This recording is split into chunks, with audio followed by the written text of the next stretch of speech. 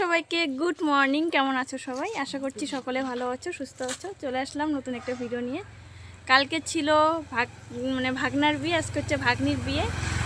একদিকে বিয়ে, একদিকে রিসেপশন, তো দুটো মিলে আজকের ব্লগটা কিন্তু একদম ধামাকাদার হতে চলেছে। এখন ওই 11টার মতন বাজে, এখন থেকে ব্লগটা স্টার্ট করলাম। ওই যে ওইদিকে বিয়ে বাড়ির কাজ, ওই যে প্যান্ডেল। তো চলো পুরো ভিডিওটা দেখতে থাকো, আশা করি তোমাদের ভালো লাগবে। কালকে ভাগ্নের বিয়ে হয়েছিল, আমি কিন্তু বরযাত্রী যাইনি, কিন্তু আমার বোনেরা গিয়েছিল। রাত 2টার দিকে বউকে নিয়ে বাড়িতে আসে। আর অত রাত্রে অনেক কিছু নিয়ম থাকে, সেগুলো তো করা যায় না, তাই সবাই কম বেশি ঘুমিয়ে পড়েছে। আজ আমি অনেকটা সকালেই উঠেছি, কিন্তু আমার ছেলেকে নিয়ে সেইভাবে ভিডিও শুরু করা হয়নি। এখন ওই 10টা মতন বাজে। এখন দেখো আজকে সমস্ত নিয়ম করা হচ্ছে। আর আমার ওই যে ভাগ্নের বৌমা একটু অসুস্থ ছিল, তাই একটু দেরি করে সমস্ত নিয়ম হচ্ছে। আজকে আবার ভাগ্নির বিয়ে, তো একসঙ্গে বিয়ে, বৌভাত, সমস্ত অনুষ্ঠান। তো বাড়িতে কিন্তু অনেক তোড়জোড় শুরু হয়ে গেছে। আর ওই যে বললাম, ছেলেদেরকে নিয়ে গিয়ে আমি অনেকটাই বিপদে পড়েছি। ওদের জন্য ঠিকঠাক কোনো কিছুই আমি দেখতে পারি না। কিছু কিছু ভিডিও ক্লিপ আমার বোনেরা করেছে। আর আমরা যেহেতু রাজবংশী, আমাদের অন্য অনেক নিয়ম থাকে। আমি অনেক নিয়ম অন্যান্য বিয়েতে দেখি না, অনেক ভিডিওতে দেখি আলাদা আলাদা নিয়ম।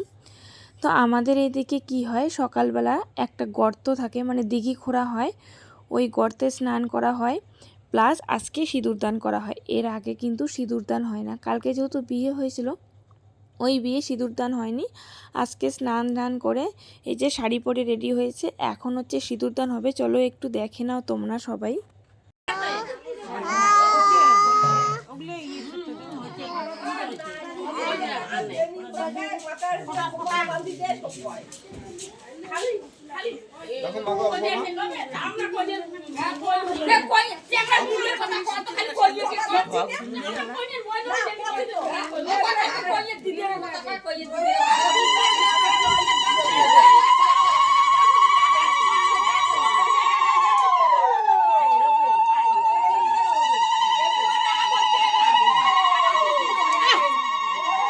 সকালবেলাতে সবাই কম বেশি চা খেয়েছে, আমি তখন ব্রাশ পর্যন্ত করতে পারিনি।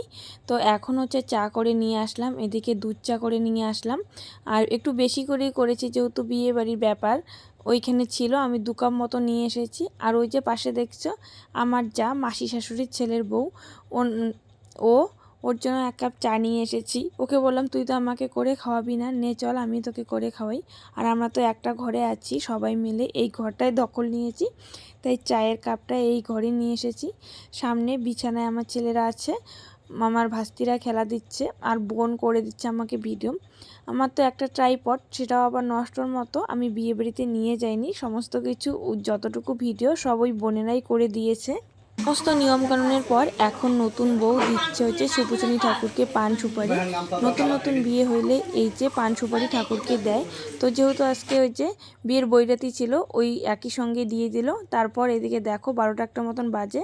কালকে ওই যে জায়েরা বাড়ি চলে গিয়েছিল, তো আজকে ওই এখনই চলে আসলো, তাই আমি সেই সময়টা ভিডিও করলাম। আর সবাইকে দেখি একটু সাজুগুজু করে এসেছে। তারপরে দিকে দেখো খেতে চলে আসছি। আর বিয়ে বাড়িতে না আমি এতটাই নাজেহাল অবস্থায় ছিলাম। একে তো আমারও শরীরটা একটু খারাপ ছিল, আর বাচ্চারা এত ঝামেলা করছিল, তাই ওই নাইটি পরা ছিল, ওই অবস্থায় এসেছি। ভেবেছিলাম যখন জল ভরতে যাবে তখন শাড়ি পরবো, সেই সময়টায় পাইনি। তার মধ্যে এইদিকে খেতে ডাকছে, তাই আর কি খেতে এসেছি। খেতে এসে দেখি সবাই শুধু বসেই আছে, কেউ আর খাবার দিচ্ছে না। তো ভাবলাম আমি চলো একটু দেই। এদিকে বালতি খুঁজতেছি, এক জায়গাও বালতি নেই, সমস্ত টেবিলগুলো দেখো সাজানো রয়েছে। যাই হোক, ভাত খাওয়া দাওয়া করলাম। খাওয়া দাওয়া করার পর এদিকে আসছি, এদিকে যে গেট সাজাচ্ছে, ফুলের গেট, তো সমস্তটাই ভালো করে সাজাচ্ছিল আর সুন্দর হয়েছে। এইদিকে দেখো আমার ছেলেরা কারো কোলেই উঠছে না, ওদেরকে একটু পরিষ্কার করে দিয়েছি যে একটু কারো কোলে উঠো, কিন্তু কারো কোলেই উঠছে না। আমার জায়েরা নিতে চাইছে, সবাই নিতে চাইছে, বাচ্চাদেরকে তো সবাই কোলে নিতে চায়, কিন্তু কারো কোলেই উঠে না। যদিও বা একটু ওঠে, প্রচুর কান্নাকাটি করে। সেই জন্য আমি ওই ঘরেই থাকি, বের হই না, যতটুকু সম্ভব ওদেরকে সামলানো। আর বিয়ে বাড়িতে যদি চিৎকার চেঁচামেচি করে, একটুও কেন জানি না সহ্য হয় না, প্রচণ্ড পরিমাণে রাগ উঠে। এদিকে রাঁধুনিও যেহেতু চলে আসছে রাত্রিবেলা রান্নাবান্না করার, তাই এদিকে সবজি সবাই কাটছে। এদিকে ওই যে ফ্রাইড রাইসের জন্য যা যা লাগে, মানে মাছ মাংস ডিম যা যা, ডিম তো করে নেই। ওইদিকে ওই যে প্যান্ডেলের কাজও কিন্তু কমপ্লিট হয়নি, ওই কাজগুলো করতেছে। প্যান্ডেল ঘুরে একটু বাড়িতে এসেছি, এসে দেখি এই যে এখন আমার ভাগ্নির গায়ে হলুদ হচ্ছে। আমাদের এদিকে সমস্ত নিয়মই আলাদা, যেহেতু আমরা রাজবংশী। এখানে ওই যে জামাইবাবু যত, মানে আমার ভাগ্নির জামাইবাবু সমস্ত নিয়ম একটু একটু করে করে, তারপর বৈরাতিগুলো করে। তো চলো একটু দেখে নাও।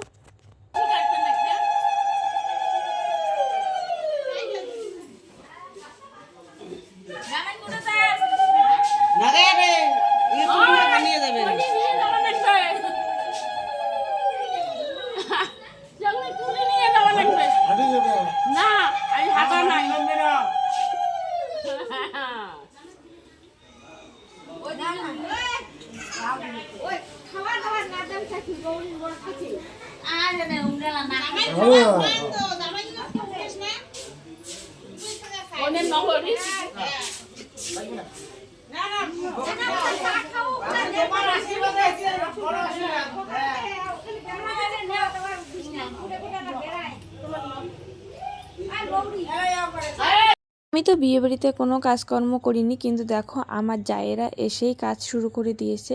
ওরা এসেই কিন্তু মাছ ধোয়া শুরু করে দিয়েছে, যেহেতু অনেক লোক, অনেক বাজেটের মানে মাছ, তো অনেকবার কিন্তু পরিষ্কার করে জল পাল্টে পাল্টে মাছ ধরছে। শহরে কি হয়, ওই হিসাব করা হাতে গোনা কয়েকজন লোক, মানে যদি বলে একজনকে নিমন্ত্রণ দেওয়া তো একজনই আসে, কিন্তু গ্রামে সেরকম না, ওই ফ্যামিলি শুদ্ধই আসে। তো গ্রামে অনেক বাজেট ফেইল হয় আর কি। তো এখানে মাছ ধোয়াধুয়ি হচ্ছে, আর এগুলো কি কাতল মাছ না রুই মাছ বলে আমি ঠিকঠাক বুঝতে পারছি না। দুই ছেলেই প্রচণ্ড পরিমাণে হাঁটতে চায়, তাই ঘরটা ঝাড়ু দিয়ে এই যে দরজা বন্ধ করে রেখে দিয়েছে যে একটু খেলা করুক, কারণ বাইরে তো প্রচণ্ড ভিড়, লোকের গ্যামজাম, সেখানে নামিয়ে দেওয়া যায় না, তাই এই ঘর বন্ধ করে দিয়েছি। এদেরকে খেলা দিচ্ছিলাম, সেই সময় দেখি মাসিরা আসছে নতুন বউ ও ভাগ্নিকে আশীর্বাদ করতে।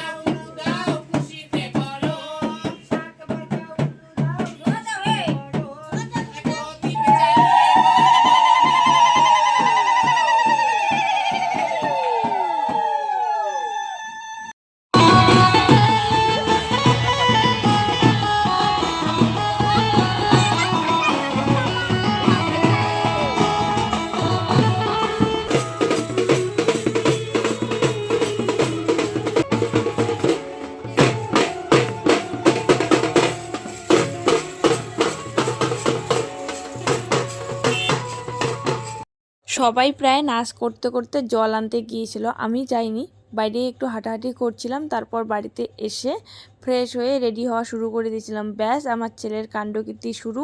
ওরা আর ঘুম টুম যায় না, অনেক কষ্টে একজনকে তো ঘুমিয়েছি, মানে ঘুম পাড়িয়ে দিয়েছি। তারপর আমি একটু সাজুগুজু করেছি, মানে ওই যতটা করা যায় সিম্পলের মধ্যে। তো 2-3 বার উঠে ওদেরকে নিয়ে আমি চুলে খোপা করি, এটা করি ওটা করি। এইদিকে আমি নিজে সাজার পাশাপাশি 2-3 জনের দায়িত্ব পড়েছে সাজগোজ করিয়ে দেওয়ার। তো 8 পৌড়ে করে 2-3 জনকে শাড়ি পরে দিয়েছি। এদিকে দেখো ওই যে বললাম একটা করে সবাই ল্যাদ খাচ্ছি, তো কি ঘরের অবস্থা। আর ওই যে দেখো আমার কাকুর মেয়ে বোন বৃষ্টি, ও হচ্ছে পড়েছে জ্বালায়, সমস্ত জিনিস বের করে দেওয়া, ঢুকিয়ে রাখা। এক ছেলেকে ঘুম পাড়িয়ে দিয়েছি, তো আর এক ছেলে ঘুম থেকে উঠে। তো এইখানে দেখো লিপস্টিক টিপস্টিক একটু পরতে এসেছি।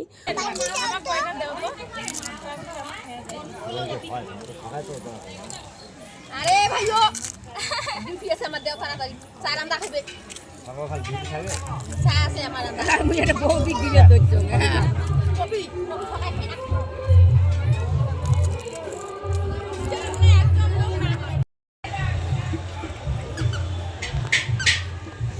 তবে তুমি কই যাচ্ছ?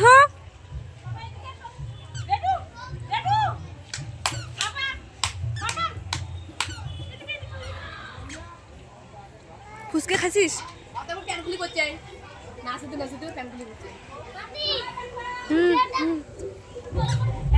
আমি রেডি হওয়ার আগেই আমার ছেলেদেরকে রেডি করেছিলাম, তার মধ্যে এক ছেলে ঘুমিয়ে পড়েছে আর এক ছেলেকে নিয়ে দেখো চলে আসছি একদম যেখানে বিয়ে হচ্ছে সেই জায়গাটাই।